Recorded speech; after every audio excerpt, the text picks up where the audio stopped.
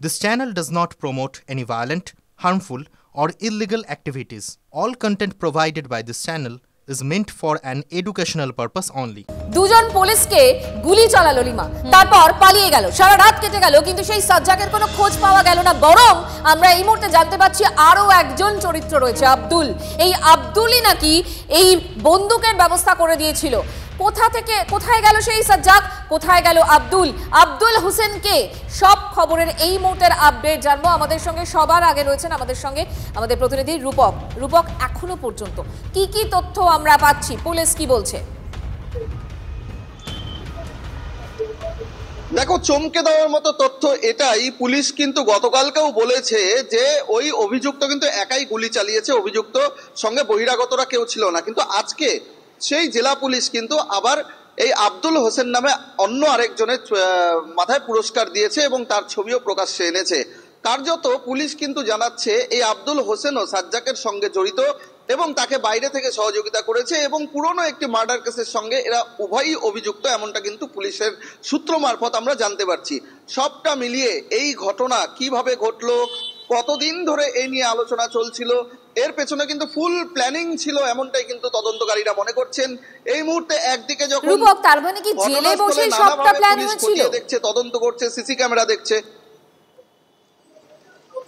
দেখো, এটা কিন্তু একদিন বা কয়েক ঘন্টার মধ্যে প্ল্যানিং করা নয়, এটা কিন্তু তদন্তকারীরা মনে করছেন। আর এই কারণেই কিন্তু রায়গঞ্জ জেলা সংশোধনাগারেও কিন্তু দফায় দফায় পুলিশের উচ্চপদস্থ কর্তারা আসছেন। এই জেলে বসে, আমার পেছনে যে রায়গঞ্জ জেলা সংশোধনাগার, সেই জেলে বসেই কোনো প্ল্যানিং করা হয়েছিল কিনা, বাইরে থেকে কিভাবে আগ্নেয়াস্ত্র সাপ্লাই হবে, দেওয়া হবে, সরবরাহ করা হবে, কোন দুষ্কৃতী বা কারা থাকবে, সে সমস্ত কিছু প্ল্যানিং করা হয়েছিল কিনা, কারা এর সঙ্গে জড়িত, সমস্তটা কিন্তু পুলিশ এখন তদন্ত করছে।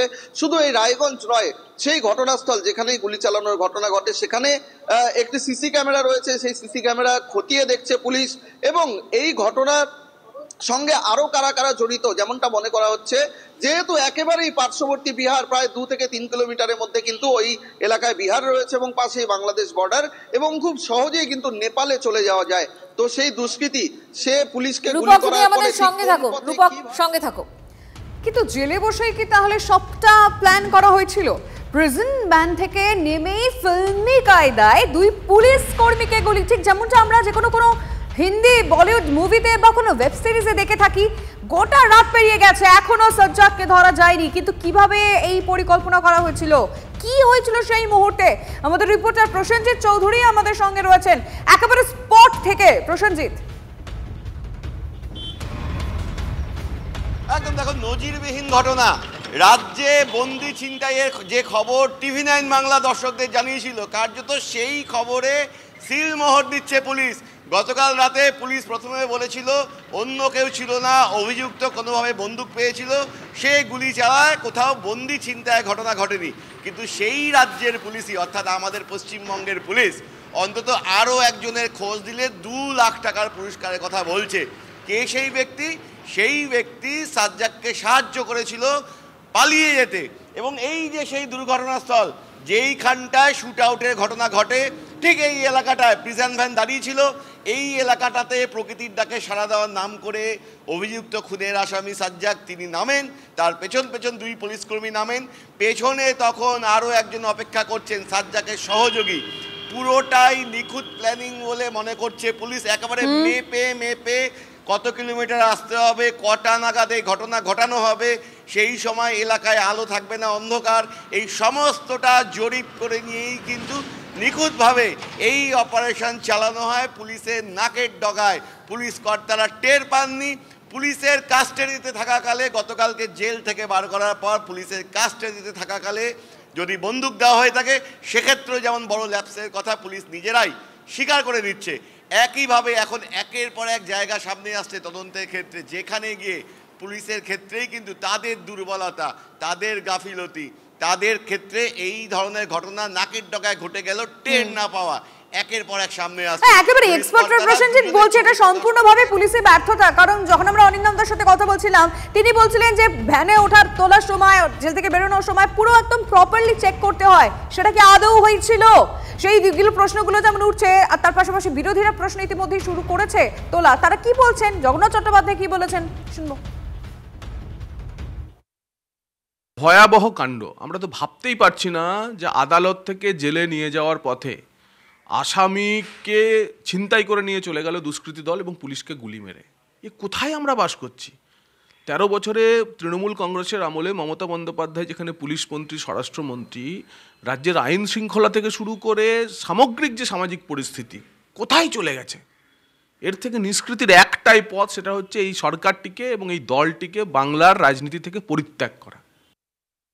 আরেকবার কথা বলবো আমাদের রিপোর্টারের সঙ্গে। প্রসেনজিৎ, একটু জায়গাটা দেখাবে, তার কারণ যখন এই সাজ্জাক টোটাল পরিকল্পনাটা করেছে নিশ্চয়ই সে জায়গাটা বেছে রেখেছিল যে এই জায়গা থেকেই সে পালাবে এবং তারপরে আগ্নেয়াস্ত্র সে কোথায় বন্দুক চালাবে সমস্তটা তার পরিকল্পনা ছিল।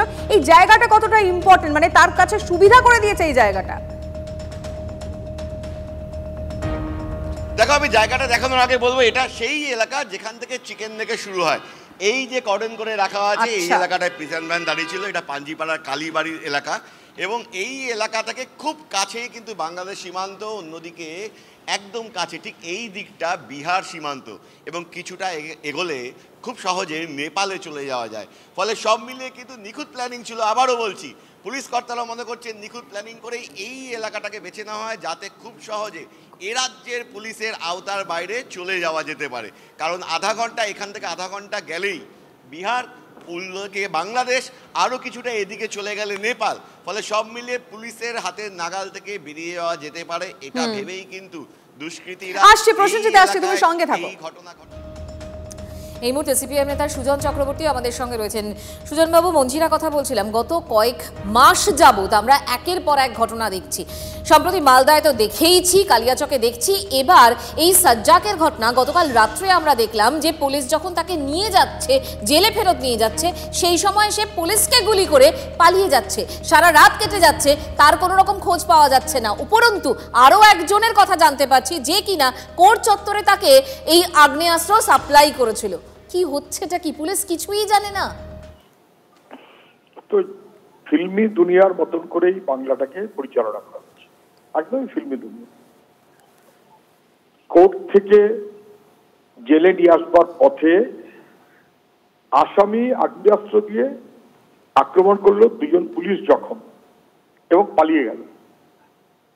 তাদের কোনো হদিশ নেই, খোঁজ নেই। তারা বাংলাতেই আছে না পাশে নেপালের বর্ডার, কি বাংলাদেশের বর্ডার, বিহারের বর্ডার, জায়গাটা এমনই কোথায় চলে গেল কারোর কোনো হেলদোল নেই। কিন্তু দুর্ভাগ্যটা হচ্ছে পশ্চিমবাংলাতে পুলিশ প্রশাসন বলে কিছু নেই, আইনের প্রশাসন বলে শাসন বলে কিছু নেই, শাসকের আইনে চলছে।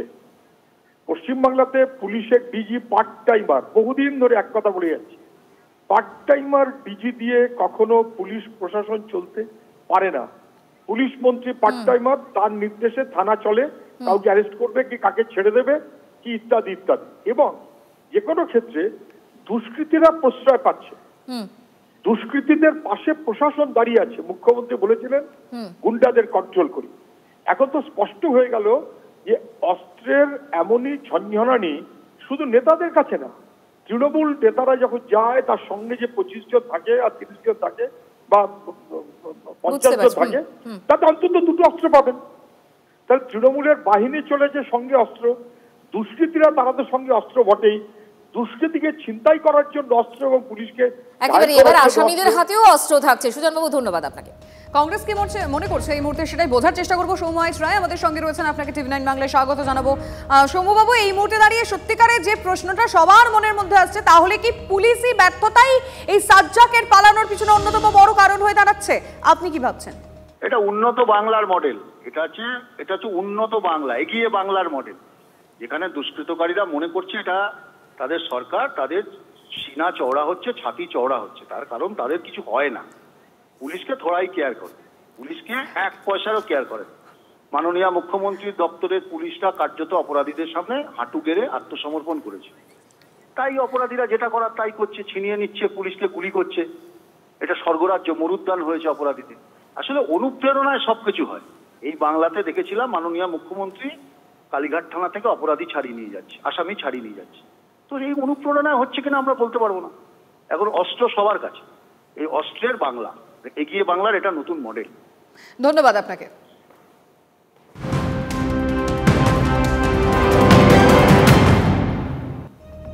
সাজ্জাদকে খুঁজে পাওয়া যাচ্ছে না, আবার এদিকে জাকির, মানে মালদায় সেই তৃণমূল কর্মী খুনে এখনো অধরা মূল অভিযুক্ত জাকির শেখ, তাকেও তো খুঁজে পাওয়া যাচ্ছে না। 10 জনকে আটক করলেও এখনো হামলায় মূল অভিযুক্তদের নাগালি পায়নি পুলিশ। সীমানা পেরিয়ে বিহারে আত্মগোপন আত্মীয়দের আততায়ীদের, এমনটাই পুলিশের অনুমান। সর্বশেষ কি তথ্য পাওয়া যাচ্ছে? সুব্রত সেই মুহূর্তে আমাদের সঙ্গে রয়েছেন আমাদের মালদার প্রতিনিধি সুব্রত। দেখো, এখনো পর্যন্ত পুলিশের তরফ থেকে কোনো রকম মানে জাকিরের সঙ্গে যারা তার সঙ্গে ছিল, তার ডান হাত হোক বাঁ হাত হোক, একেবারে ঘনিষ্ঠ যাদেরকে সেই ফুটেজে দেখা যাচ্ছে যারা হামলা চালাচ্ছে, তাদের কাউকে কিন্তু এখনো পর্যন্ত সেভাবে গ্রেপ্তার করে উঠতে পারেনি। একজনকে গ্রেপ্তার করা হয়েছে, যাকে গ্রেপ্তার করা হয়েছে তাকে নিয়ে অনেক প্রশ্ন উঠছে।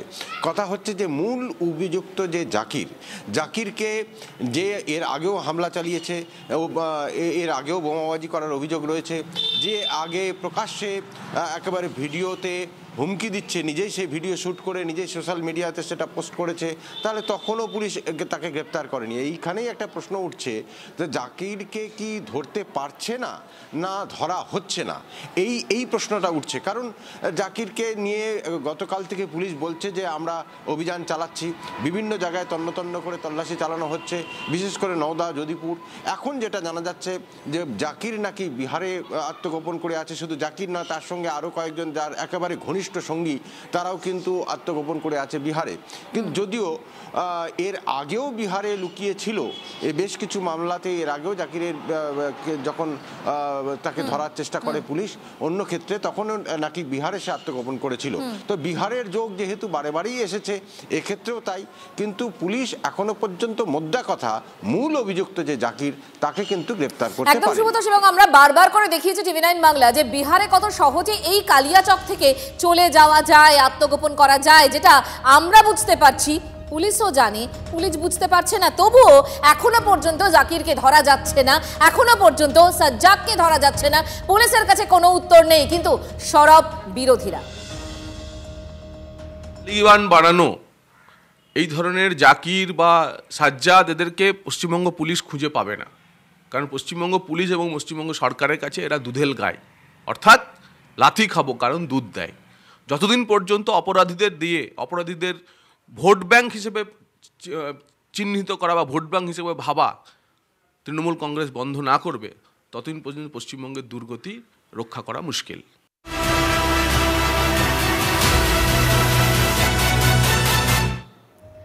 আর এবার বন্ধুরা, আজকের অন্যতম বড় খবরের দিকে নজর রাখতেই হচ্ছে, কারণ নিজের ফ্ল্যাটেই সৈফ আলী খানকে পরপর ছুরির কোপ, ছুরি দিয়ে 6 বার হামলা হয়েছে। দুটি চোর, এবং যেটা জানা যাচ্ছে এখনো পর্যন্ত গুরুতর চোট লেগেছে তার, যার মধ্যে একটি লেগেছে শিরদাঁড়ার ঠিক পাশে, যেটা গুরুতর বলেই জানা যাচ্ছে। এবং সূত্রে খবর, কাল রাত 2টো নাগাদ সৈফ করিনার ছোট ছেলে যে রুমে এক অজ্ঞাত পরিচয় ব্যক্তিকে দেখতে পান পরিচারিকা, এবং তার চিৎকার শুনেই বেরিয়ে আসেন সৈফ। আমি কথা বলতে চাইবো আমাদের রিপোর্টারের সঙ্গে এই মুহূর্তে, নিউজ রুম থেকে ভাষ্যতে আমাদের সঙ্গে রয়েছে। ভাষ্যতে ঠিক সেই মুহূর্তে কি ঘটেছিল সেটা তো অবশ্যই জানবো, কিন্তু তার পাশাপাশি এখনো পর্যন্ত পুলিশ তদন্তে কতটা কি সামনে আনতে পারছে? এই ঘটনাটা সামগ্রিকভাবে বলিউডের জন্য অত্যন্ত উদ্বেগের, এবং সাইফ আলী খানের এই ঘটনাকে কিন্তু শুধুমাত্র একটা বিচ্ছিন্ন ঘটনা হিসেবে দেখা হচ্ছে না। তার কারণ বলিউডের আগে আমরা দেখেছি সালমান খানের নিরাপত্তা নিয়ে সাংঘাতিক প্রশ্নচিহ্ন রয়েছে, শাহরুখ খানের নিরাপত্তা নিয়ে সাংঘাতিক প্রশ্নচিহ্ন রয়েছে, সেখানেই জুড়ে গেল এই সাইফ আলী খানের ঘটনা। পুলিশ তদন্ত শুরু করেছে, বিভিন্ন লোককে জিজ্ঞাসাবাদ করা হয়েছে, ঠিক কে এই ঘটনা ঘটিয়েছে, কার সাথে সাইফের শত্রুতা ছিল সে বিষয়ে এখনো কোনো স্টেটমেন্ট তাদের থেকে আমরা পাইনি। কিন্তু আশা করা যাচ্ছে সেটা হচ্ছে নিরাপত্তা রক্ষীদের মধ্যে থেকেও কেউ সাইফের এক্স্যাক্টলি ভাষাতে আমি ঠিক এই পয়েন্টটাই তোমার কাছ থেকে জানতে চাইছিলাম। এটা সৈফ আলী খানের বাড়ি, এবং এখানে কারা কারা থাকেন আলাদা করে আর কোনো বলার প্রয়োজন নেই, মানে এখানে তার 2 সন্তানকে ছাড়া বাকি সবাই সেলিব্রিটি। সেখানে নিরাপত্তা কতটা জোরদার হওয়া উচিত সেটাও আমাদের একটা আইডিয়া রয়েছে, কিন্তু এই নিরাপত্তা বেষ্টনীকে টপকানো কিভাবে সম্ভব? তাহলে কি নিজেদের মধ্যে কেউ জড়িয়ে রয়েছে?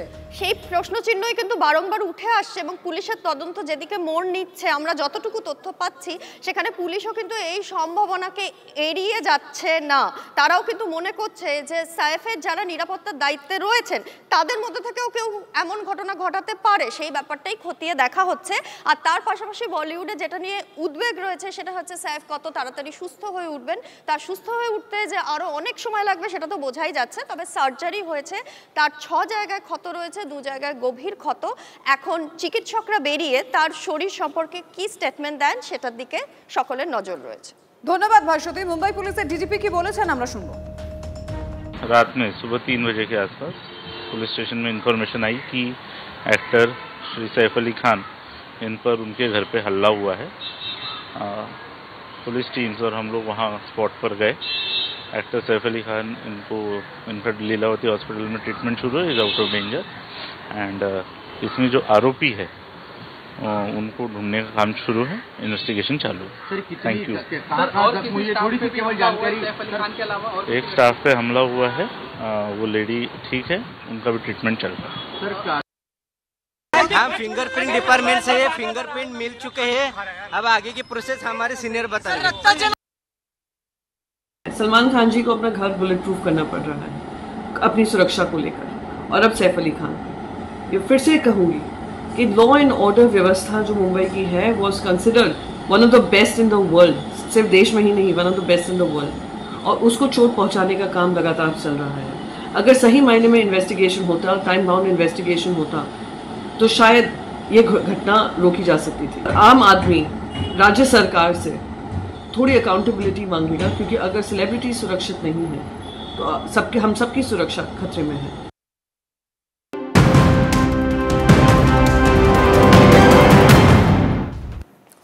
এই মুহূর্তে লিমা যে খবরটা আমরা পাচ্ছি যে রাজ্য পুলিশের ডিজি তিনি ইতিমধ্যেই পৌঁছে গিয়েছেন শিলিগুড়ি হাসপাতালে, কারণ সেখানে ওই আহত 2 পুলিশকর্মী ভর্তি রয়েছেন, তাদের সঙ্গে দেখা করতেই তিনি সেখানে পৌঁছেছেন। ছবি দেখাচ্ছি আপনাদের, সঙ্গে রয়েছেন আমাদের প্রতিনিধি প্রসেনজিৎ চৌধুরী। প্রসেনজিৎ, দেখো, রাজ্য পুলিশের ডিজি ইতিমধ্যেই পৌঁছে গিয়েছেন শিলিগুড়িতে। তিনি কথা বলেছেন গুলিবিদ্ধ 2 পুলিশ কর্মীর সঙ্গে, তাদের সঙ্গে প্রাথমিক কথাবার্তার পর তিনি বেরিয়ে গিয়েছেন। তিনি এই যে ঘটনাস্থল পাঞ্জিপাড়া সেখানে আসতে পারেন বলে পুলিশ সূত্রে খবর পাওয়া যাচ্ছে। অন্যদিকে এডিজি আইজি জানিয়েছেন যে 2জন গুলিবিদ্ধ হয়েছিলেন তারা আপাতত বিপদমুক্ত। যে কনস্টেবল আছেন তার শরীরে একটি ল্যাপ্রোস্কোপিক অপারেশন হয়েছে, বুলেট ইঞ্জুরি যেগুলো ছিল সেগুলো রিপেয়ারের পথে, দ্রুত তারা সুস্থতার দিকে এগোচ্ছেন এবং তাদেরকেও কিন্তু দফায় দফায় জিজ্ঞাসাবাদ করা হবে। একই সঙ্গে রাজ্য পুলিশের শীর্ষ কর্তারা এদিন পরিষ্কার জানিয়ে দিয়েছেন ইসলামপুর আদালত চত্বরে এই অভিযুক্তের কাছে আগ্নেয়াস্ত্র পৌঁছে দেওয়া হয়েছিল। এই ঘটনায় যে মূল অভিযুক্ত আরো একজন, তার ছবি পুলিশের তরফ থেকে প্রকাশ করা হয়েছে এবং 2 লক্ষ টাকার পুরস্কার ঘোষণা করা হয়েছে। মূল যে খুনের আসামি সাজ্জাক, সেই সাজ্জাক যেমন আপাতত পলাতক, তার খোঁজে বিভিন্ন এলাকায় আন্তঃরাজ্য সীমানাগুলোতে তল্লাশি চালানো হচ্ছে। একই সঙ্গে তার সহযোগী হিসেবে চিহ্নিত যে অপর ব্যক্তি গোয়ালপুকুরের বাসিন্দা, তিনিও পুরনো খুনের মামলার আসামি। প্রসেনজিৎ, নজর রাখো। আপাতত তোমাকে ধন্যবাদ। আইজি উত্তরবঙ্গের কি বক্তব্য শোনাবো আপনাদের। उनका जो कांस्टेबल देवन है उनका एक लेप्रोस्कोपिक प्रोसीजर हुआ है, जो इंटरनल इंजरीज थी वो सब रिपेयर की गई हैं, माइनर इंजरीज थी। बाकी जो बुलेट्स के बारे में वो है, वो ऐसी जगह पे लॉज है जहाँ पे कि वो कोई नुकसान नहीं पहुँचा रही हैं, but doctors will take final call on. 2 custodian escape कर गया, 2 कस्टोडियन, आप एक आदमी का नाम सुना है? नहीं, एक। पुलिस 2 आज रिलीज किया के साथ अब्दुल बोल का और भी एक था। हाँ, उसका इन्वॉल्वमेंट आ रहा है कि हमको खबर लगी कि उसने आर्म सप्लाई किया था।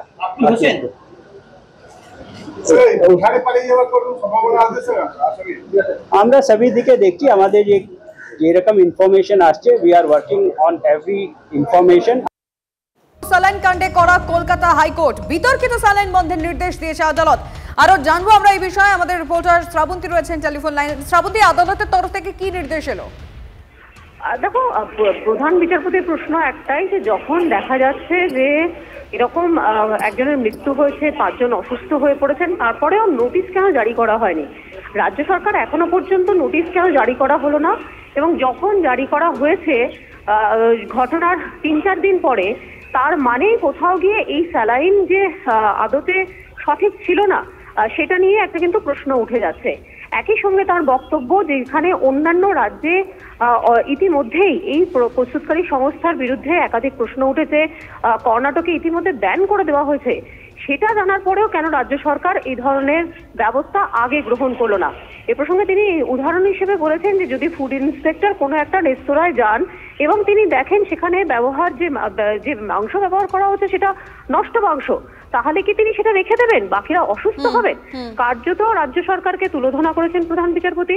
আপাতত পরবর্তী শুনানির আগে পর্যন্ত সমস্ত এই রিঙ্গার্স ল্যাকটিক যে স্যালাইন রয়েছে সেটা ব্যবহার বন্ধ করার নির্দেশ দেওয়া হয়েছে এবং একই সঙ্গে রাজ্য সরকারকে একটি কম্প্রিহেন্সিভ রিপোর্ট দিতে হবে। রাজ্যের হেলথ অ্যান্ড ওয়েলফেয়ার কমিটিকে একটি রিপোর্ট দিতে বলা হয়েছে। বেশ বেশ, নজর থাকবে। ধন্যবাদ।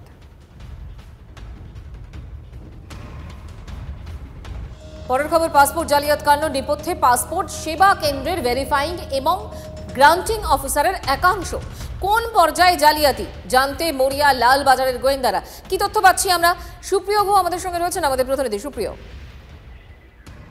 মঞ্জিরা, দেখো, পাসপোর্ট জালিয়াতির সঙ্গে এই যে পাসপোর্ট সেবা কেন্দ্রের যারা ভেরিফাইং এবং গ্র্যান্টিং অফিসার রয়েছে তাদের একাংশের যোগসূত্র আছে এমনটাই কিন্তু অনুমান করছেন তদন্তকারীরা। তার কারণ ইতিমধ্যেই কিন্তু এমন ইঙ্গিত তাদের হাতে এসে পৌঁছেছে।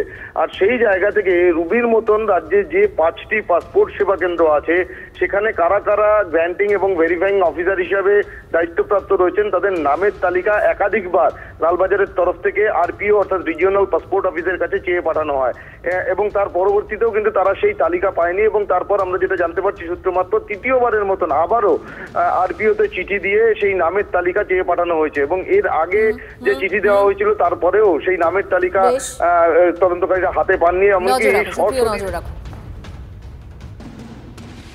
আবাস যোজনা প্রকল্পে একাধিক অনিয়মের অভিযোগ। আবাস দুর্নীতিতে আবারও নাম জড়ালো শাসক দলের। প্রধানের দোতলা বাড়ি থাকা সত্ত্বেও আবাস যোজনার অনুদান পেয়েছেন তার পরিবারের সদস্যরা। মৃত্যুর পরও সরকারি প্রকল্পের নাম রয়েছে পঞ্চায়েত প্রধানের শ্বশুরের। আবাস তালিকায় নাম পঞ্চায়েত সদস্যের পরিবারের সদস্যদের এবং পাকা বাড়ি থাকা সত্ত্বেও নাম রয়েছে এক সিভিক ভলেন্টিয়ারেরও। অথচ আবাস যোজনার প্রকল্প থেকে বঞ্চিত হচ্ছেন যোগ্যরা। পূর্ব বর্ধমানের আউশগ্রামের এই ঘটনার প্রতিবাদে বুধবার তুমুল বিক্ষোভ দেখান গ্রামবাসীরা। পুলিশ গিয়ে পরিস্থিতি নিয়ন্ত্রণে আনে। এদিন কৃষকদের ক্ষতিপূরণের টাকা থেকে কাটমানি আদায়ের অভিযোগে সরব তুলেও সরব হন বিক্ষোভকারীরা। সাহেবের কথা অমান্য করে কিছু ভূঁইপোর নেতা কিছু পয়সা খেয়ে কিছু দুতলা বাড়ি, প্রধানেরই দুতলা বাড়ি তার নামটা হয়েছে, মেম্বারের দুতলা বাড়ি তার নামটা হয়েছে, কিন্তু পাশে একটা গরিব মানুষ তার নামটা বাদ গিয়েছে।